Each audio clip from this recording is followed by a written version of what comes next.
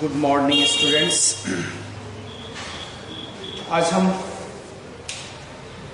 Chemical reactions of alcohols पढ़ने जा रहे हैं। Chemical reactions of alcohols. Alcohols में अब देखिए ROH, ये दो बॉन्ड है, यहां पर C रखते हैं। तो दो तरह का क्लीवेज हो सकता है।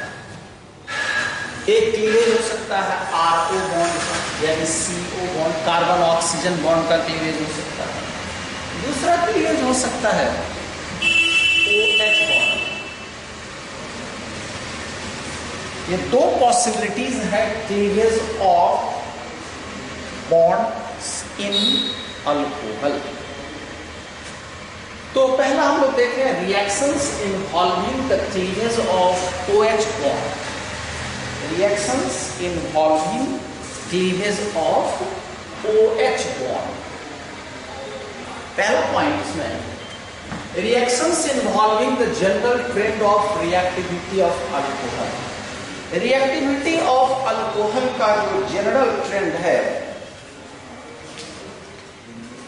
रिएक्टिविटी ऑफ अल्कोहल का जो जनरल ट्रेंड है वो है मिथाइल अल्कोहल, फिर ethyl alcohol.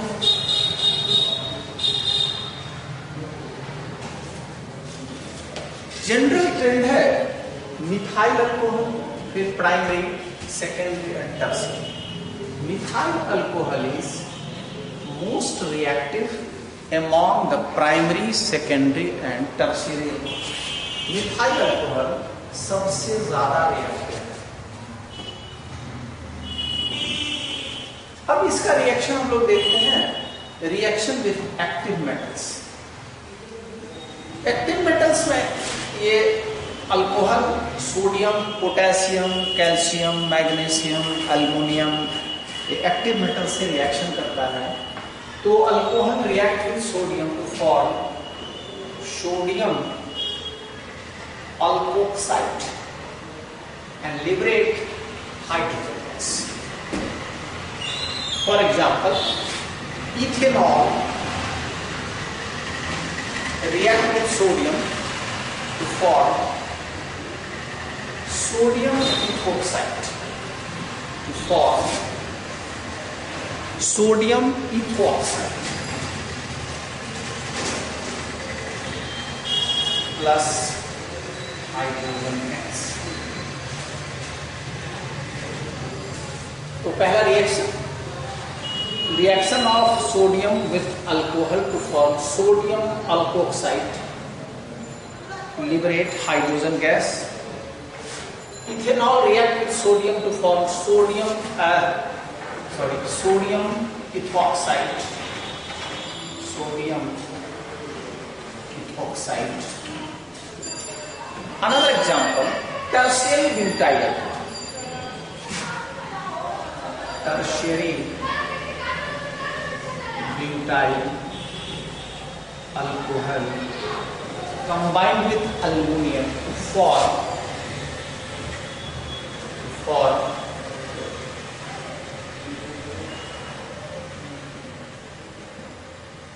aluminum tertiary butoxide, aluminium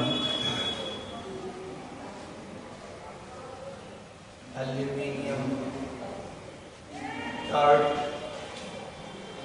butoxide plus hydrogen gas. अब इसको हम बैलेंस करते हैं तो 3 मोलेकुल्स, 3H2।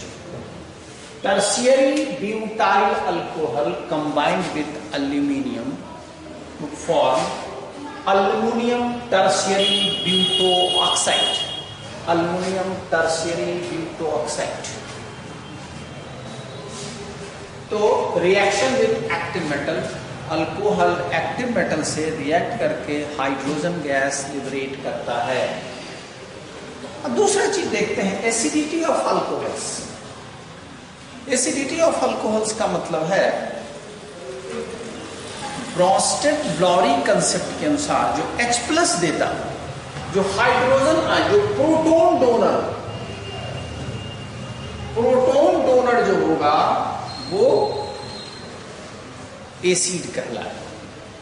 अब प्रोटॉन डोनेट की कैपेसिटी जिसकी सबसे ज्यादा होगी, इजिली डोनेट करेगा, वो प्रोटॉन डोनर इजिली जो डोनेट करेगा वो स्ट्रॉन्ग एसिड कहलाएगा। अब यहां पर इलेक्ट्रॉन रिलीजिंग या इलेक्ट्रॉन डोनेटिंग ग्रुप है अल्काइल ग्रुप्स। अल्काइल ग्रुप्स जो है, alkyl groups CH3, C2H5, C3H7, ये सब इलेक्ट्रॉन रिलीजिंग ग्रुप और इलेक्ट्रॉन डोनेटिंग ग्रुप। तो अगर इलेक्ट्रॉन रिलीज कर दिया, इलेक्ट्रॉन डोनेट कर दिया, इलेक्ट्रॉन डोनेटिंग टेंडेंसी अगर हो गई इसकी, तो हाइड्रोजन आयन इजीली निकल नहीं पाएगा। अब इसको आप देखिए थोड़ा,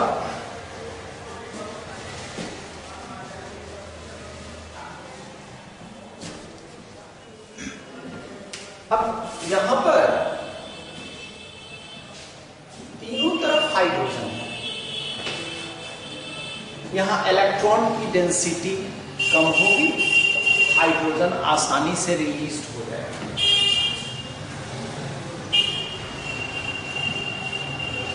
यहां पर इलेक्ट्रॉन की डेंसिटी यहां थोड़ी ज्यादा होगी। फिर अगर दो अल्काइल ग्रुप जुड़ गए,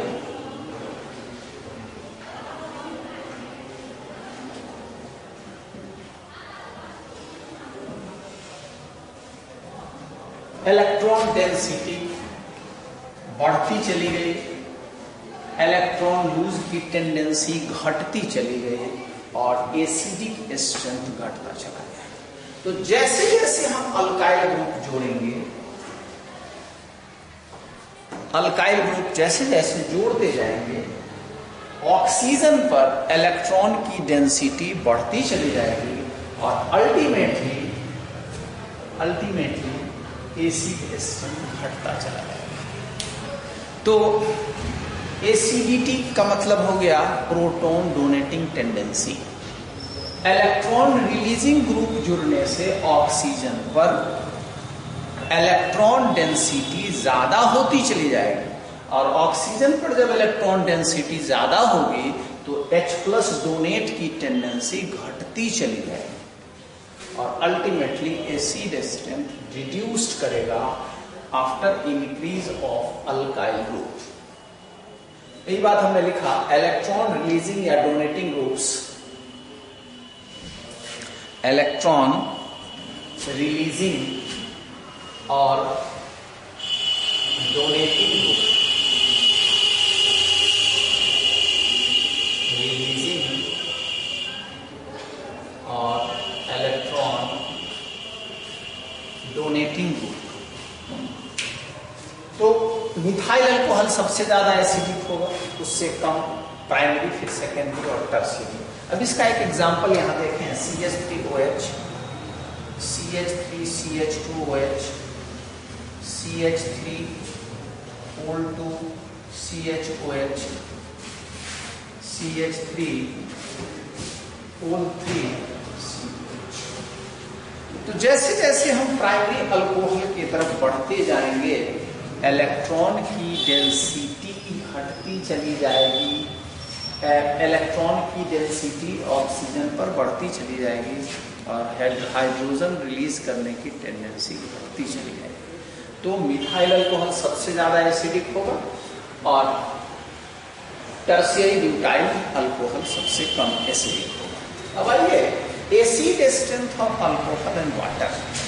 हम लोग ब्रॉन्स्टेड-लॉरी कंसेप्ट में पढ़े हैं, प्रोटॉन डोनर जो बेटर प्रोटॉन डोनर है, इजिली प्रोटॉन डोनेट करता है, वो स्ट्रॉन्ग एसिड माना जाता है।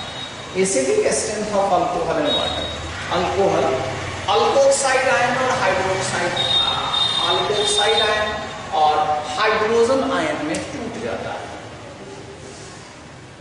RO- that is alkoxide ion plus hydrogen ion. अब ये अल्कोक्साइड आयन वाटर से हाइड्रोजन यानी H+ ले सकता है, तो यहां वाटर हो गया एसिड और ये हो गया base.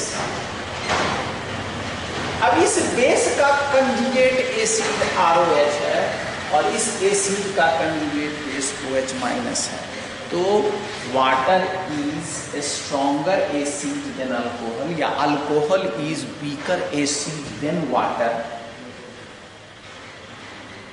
Due to water is better proton donor. Water better proton donor है, इसीलिए एसिड